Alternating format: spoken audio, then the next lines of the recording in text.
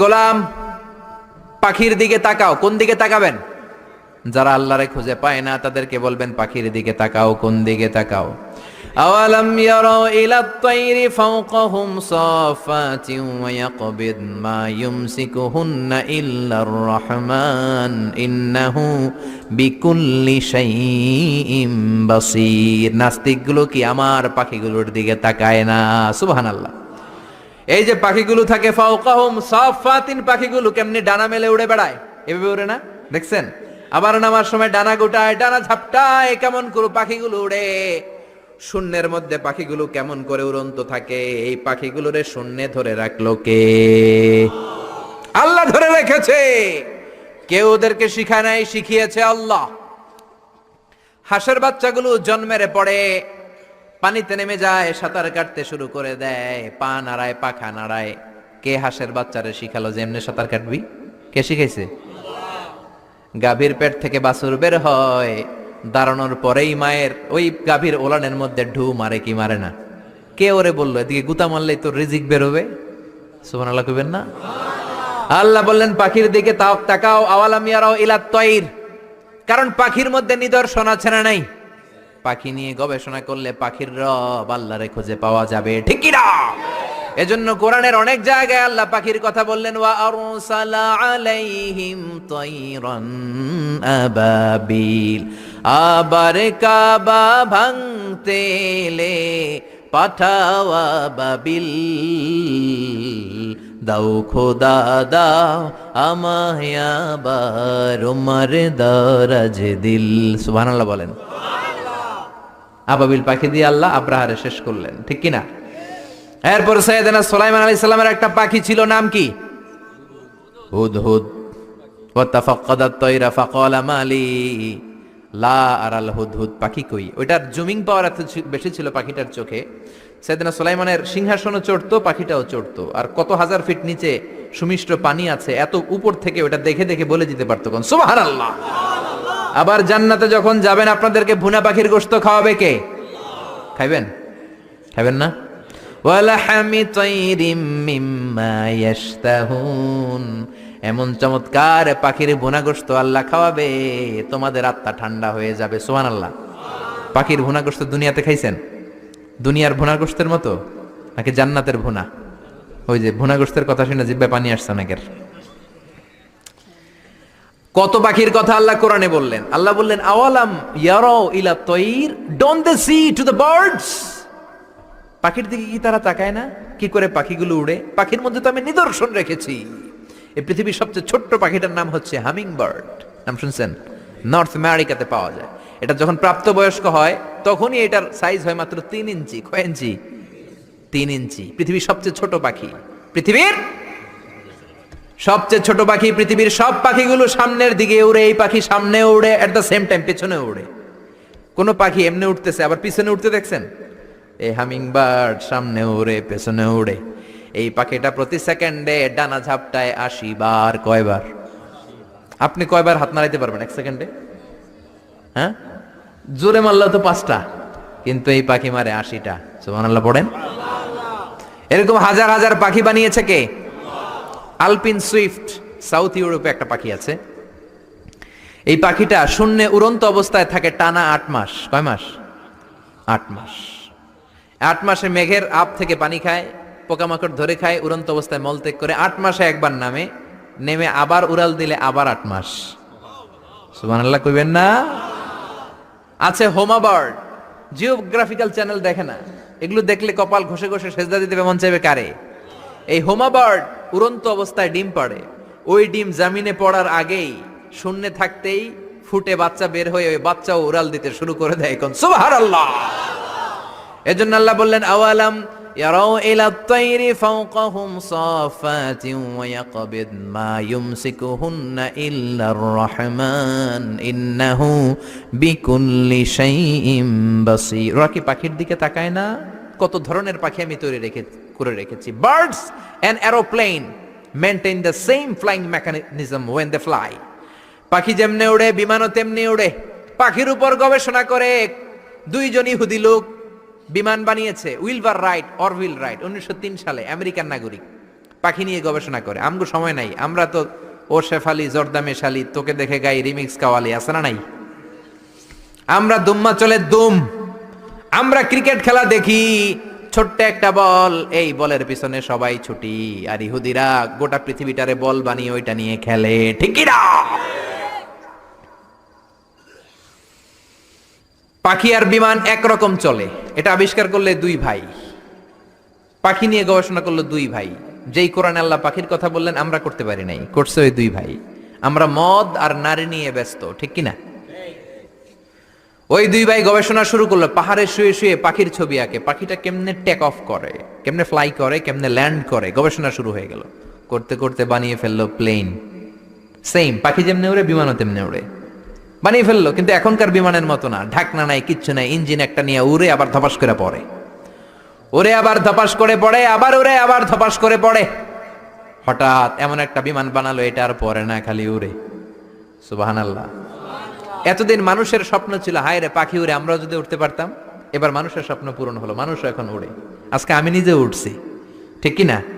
আপনারা যখন হজে যাবেন আপনারাও উড়বেন।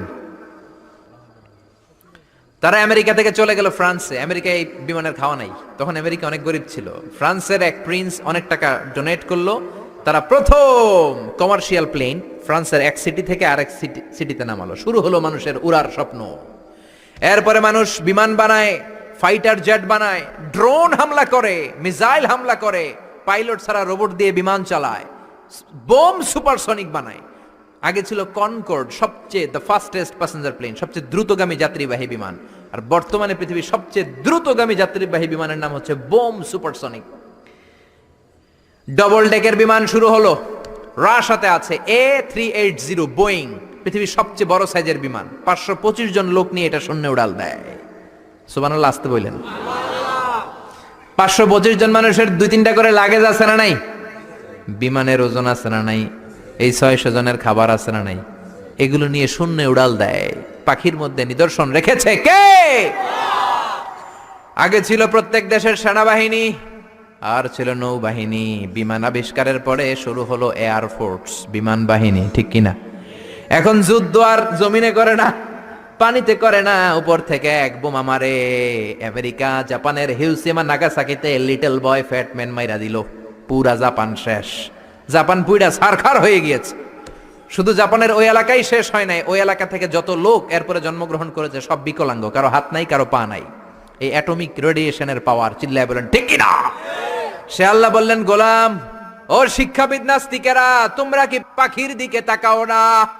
আমি আল্লাহ পাখির মধ্যে এমন নিদর্শন রেখেছি, পাখির দিকে নজর করো, পাখির রব আল্লাহরে খুঁজে পাবা, ঠিক কিনা? এরপর সূরাটা আল্লাহ শেষ করলেন, কুল আরাআইতুম ইন আসবাহা মাউকুম গাওরান ফামান ইয়াতিকুম বিমাইম মাইন। বলো দেখি, সবে শুকাইয়া যদি যায় এই পৃথিবীর পানি, তাহলে হেথায় তটনির ধারা কে দিবে সবারে আনি।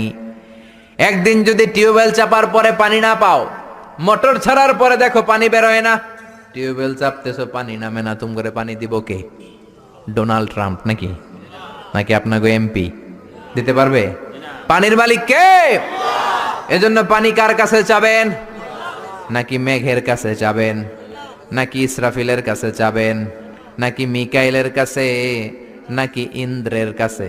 হিন্দুরা পানি চায় ইন্দ্রের কাছে, ইন্দ্র দেবতা আছে না নাই? ওরা মনে করে ইন্দ্র দেবতা পানি দেয়। আবার আমরা বৈশাখীর কাছে চাই কি চাই না? বৈশাখী মেঘের কাছে জল চেয়ে তুমি কাঁদবে, আমি চাই না, তুমি কাঁদবে, আমি চাই না। তো চাস না তো বৈশাখীর কাছে চাবি কেন? বৈশাখীর কাছে চাওয়া যাবে না, ইন্দ্রের কাছে চাওয়া যাবে না, মেঘের কাছে চাওয়া যাবে না, চাইতে হবে কার কাছে? একজনই আমাদেরকে বৃষ্টি দিতে পারেন, একজনই আমাদেরকে বিশুদ্ধ পানি সরবরাহ করতে পারেন, তিনি কে?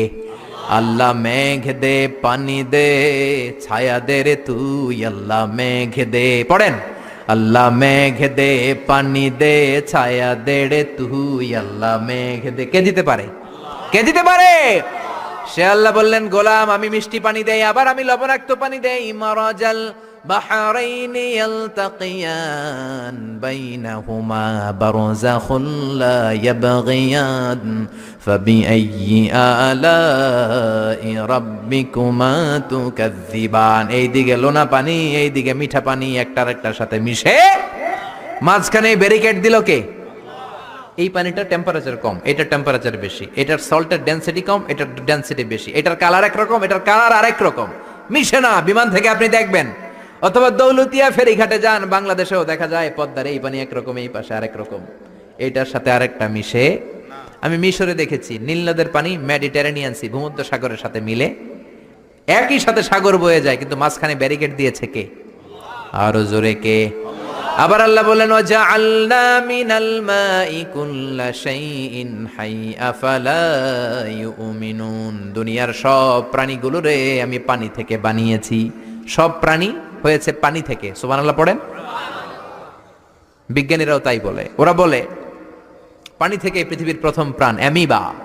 It's a very small unicellular organism in the world. এক কণা, শৈবালের মতো জীবকণা, এটা নাকি পানি থেকে আসছে, অ্যামিবা, ছোট্ট। তারপরে এসেছে জুপ্লাংটন, ফাইটোপ্লাংটন, ব্যাকটেরিয়া প্লাংটন। এভাবে বিভিন্ন স্পিসিস গুলো ডেভেলপ করেছে। ১,৫০০ বছর আগে আল্লাহ কোরআনে বলেছেন সব প্রাণগুলো পানি থেকে বানালাম। বিজ্ঞানীদের এখন গবেষণা পানি থেকে নাকি সব হয়েছে। সুবহানাল্লাহ। আবার আল্লাহ বললেন আন্না সাবাবনাল মাআ সাব্বা, যেখানে যতটুকু পানি দেওয়ার দরকার আমি দিয়েছি। কলা গাছের মধ্যে কূপ মেরে দেখবেন পানি আছে না নাই? এই এলাকায় তো কলা গাছ নাই না? আছে? কূপ মারছেন নি? হ্যাঁ, মানুষের গায়ে মারেন না, আবার কলা গাছে মারেন। কলা গাছে মারলে দেখবেন পানি বেরোয়। এই পানিটা দিল কে? আবার খেজুর গাছের মাথার মধ্যে শীতকালে কেটে দিলে পানি আছে না নাই? রাস্তার এই পাশে খেজুর গাছ কেটে দিলে পানি পড়ে, একই রকম দেখতে এই পাশে নারকেল গাছ, ওইটার মাথায় কাটলে পানি পড়ে নাকি? সুবহানাল্লাহ কইতে মন চায় না? একরকম গ্যান্ডারি ইক্ষু আর বাঁশের কঞ্চি গ্যান্ডারির মতো, ঠিক কিনা? ইক্ষু গুলো মিলের মধ্যে ঢুকালে সুগার বের হয়, চিনি বের হয়, রস বের হয়। বাংলাদেশের সব বাঁশ গাছগুলো কেটে যদি ইক্ষু মিলে দেন, এক ফোঁটা রস বের হবে নাকি? আল্লাহ বললেন আন্না সাবাবনাল মাআ সাব্বা, যেখানে যতটুকু পানি দরকার দিয়ে দিলাম। তরমুজে যতটুকু পানি বেলের ভেতরে ততটুকু নাই, ক্ষীরার ভেতরে যতটুকু পানি দিলাম আপেলের ভেতরে তত রস নাই, আপেলে যতটুকু রস আছে ডাবের ভেতরে তত নাই, আরো বেশি আছে। সুবহানাল্লাহ।